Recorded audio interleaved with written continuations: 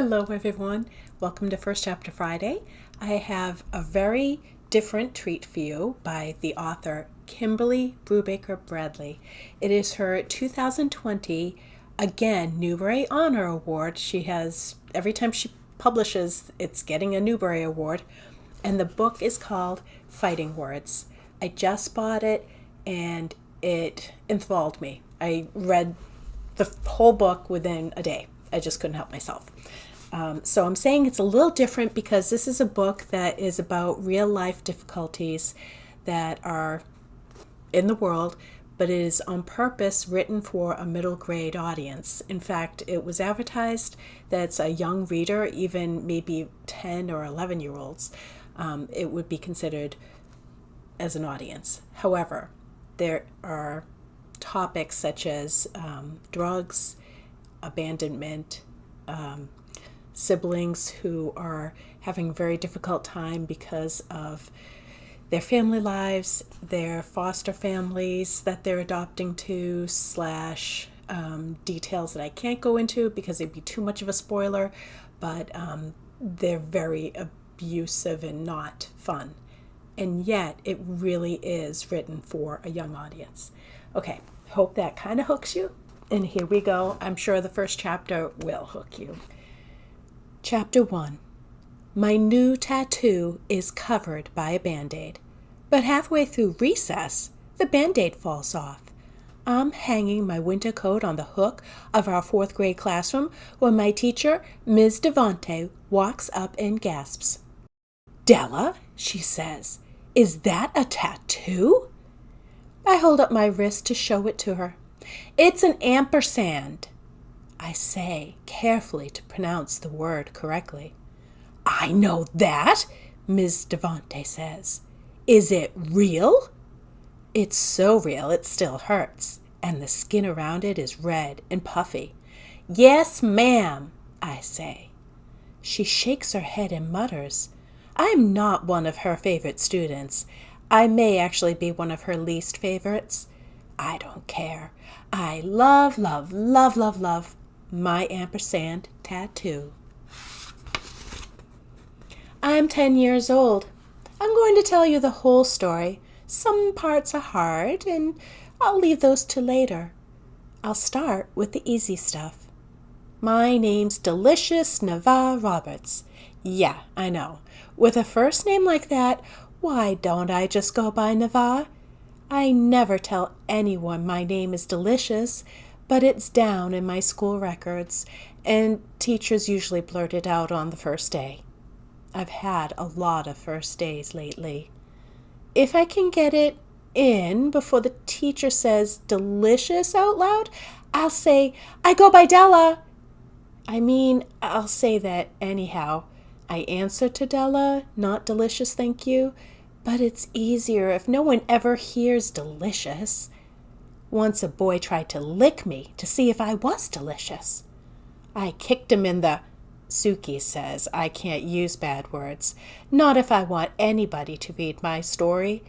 Everybody I know uses bad words all the time, not just written down. Anyway, I kicked him right in the zipper of his blue jeans.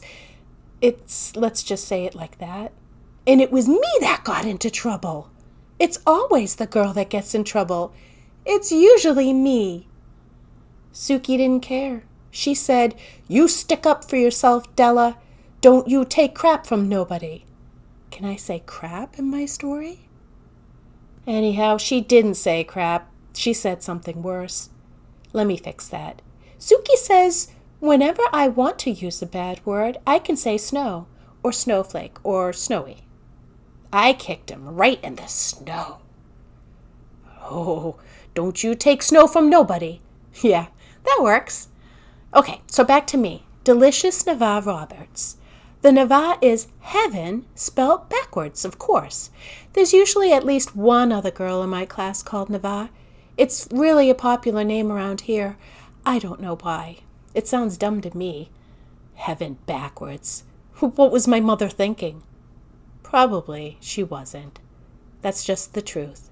My mother is incarcerated. Her parental rights have been terminated. That just happened lately. Nobody bothered to before, even though by the time she gets out of prison, I'll be old enough to vote. I can't remember her, except for one tiny bit, like a scene from a movie. Suki says she was no better than a hamster when it came to being a mother, and hamsters sometimes eat their babies. It was always Suki who took care of me. Mostly still is. Suki is my sister. She's 16. I'm still on the easy part of the story, if you can believe that. Suki's full name is Suki Grace Roberts. Suki isn't short for anything, though it does sound like it should be. And that Roberts part, well, that's our mother's last name, too.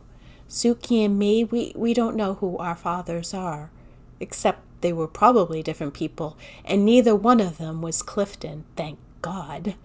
Suki swears that's true. I believe her. Can you say God in a story? 'Cause I wasn't taking his name in vain right there. I really am thanking God. Whatever God there is, that Clifton ain't my daddy. Suki used to have a photograph of Mama from her trial. White, pale face, sores on it, black teeth from the meth. Pale, white, lanky hair. Suki says that she bleached her hair, but whatever. You can see that it's got no texture to it. Hangs like string. Suki's hair is soft and shiny, dark brown, except when she dyes it black. It's a prettier version of Mama's hair, and her eyes look like Mama's too. My hair has bounce. It tangles up all the time. My eyes are lighter than Suki's and Mama's. Suki's skin is skim milk white, so pale, her belly almost looks blue. She burns bright red when she goes out in the sun. My skin's browner. And I don't even need sunscreen, no matter what Suki says. So while me and Suki don't know one single thing about our fathers, we're guessing they weren't the same man. Which is good, right? Because if the same guy stuck around long enough to be the daddy to both me and Suki, he should have stayed and helped us out of this mess. Otherwise, he'd just be a snowman.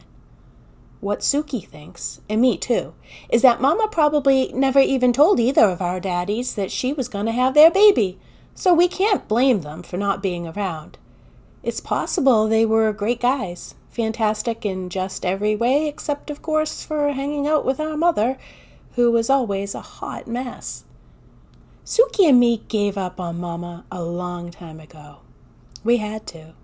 Not only is she incarcerated, she had what's called a psychotic break as soon as she got to prison. It comes from the meth, and it means she's bad crazy in a permanent way. She wouldn't likely even recognize us were we to walk into her cell. Not that we could, since she's incarcerated in Kansas somewhere, which we have no current means of getting to. She doesn't write or call, because she can't write or call. Not so as she'd make any sense, and it would never occur to her to do so. She's forgotten all about us. I'm sorry about that, real sorry, but it's nothing I can change. I got a big mouth. That's a good thing. It's excellent. Let me tell you a story to explain. Last week at school, this was a couple days before I got the tattoo, Mrs. Devante told us that we all had to draw family trees. She showed us what she wanted, lines drawn like branches, mother, father, grandparents, aunts, uncles, and cousins. My tree would be dead end at Mama, behind bars, with Suki sticking off to one side. Wasn't no way I was going to draw that, especially since I suspected it was something Ms. Devante planned to hang up in the hall outside our classroom for an entire school to see. Ms. Devante still doesn't get it. I don't know why not. I thought she was starting to.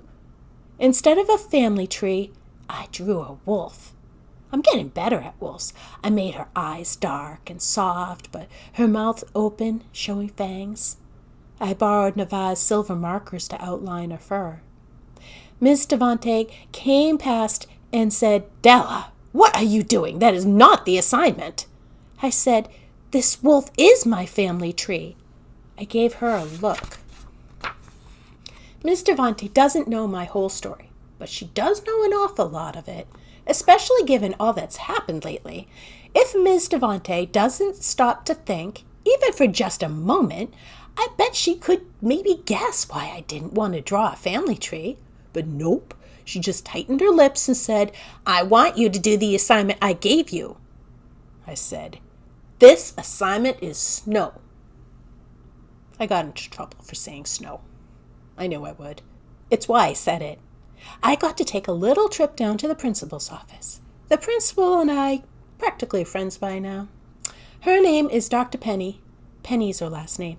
I asked. Dr. Penny said, "Della, to what do I owe the pleasure of seeing you this time?" I said, "I'm not doing that assignment. I can't fix my family tree, and it's nobody's business but mine." "Oh," said Dr. Penny. And then she asked what I was doing instead of the assignment, and then she agreed that drawing a wolf seemed like a reasonable compromise.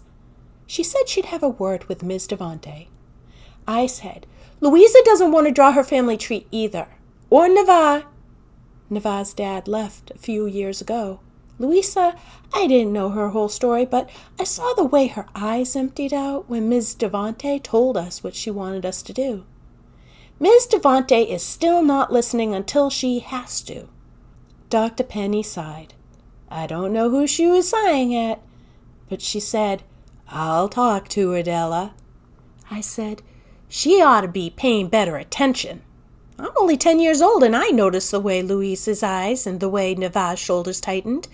Ms. Devante is the teacher." Francine says you can trust some people, but not all of them. I didn't think I'd ever trust Ms. Devante. Dr. Penny said, "It might be helpful, Della, if you quit using words like snow." I said, "Probably not." I wasn't trying to give her lip. I said, "When I say snow, I got to come down here and explain this to you. If I didn't say snow, I'd have to say why I don't want to draw a family tree. The whole class would have heard my business. And then I'd get made fun of on the playground." Dr. Penny paused. She looked at me for what felt like a long time, and then she said, "Thank you for that explanation." She suggested that I sit in the comfy chair in her office until recess. She has a shelf of books that I can read. I don't like books that much, but there was one about dinosaur poop that was interesting. I don't know what Dr. Penny said to Ms. Devante, but I didn't have to make a family tree, and Ms. Devante didn't hang any of them in the hall.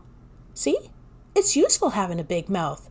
Next thing I'm going to do is help put Clifton in prison for a long, long time. And we're still on the easy part of the story. That's it. So good. Okay, but truly there are some questionable topics involved, so maybe do a little bit of research before you know if this is the right type of book for you, even though it is meant to be a book for younger audiences. Okay, thanks for watching. See you next week.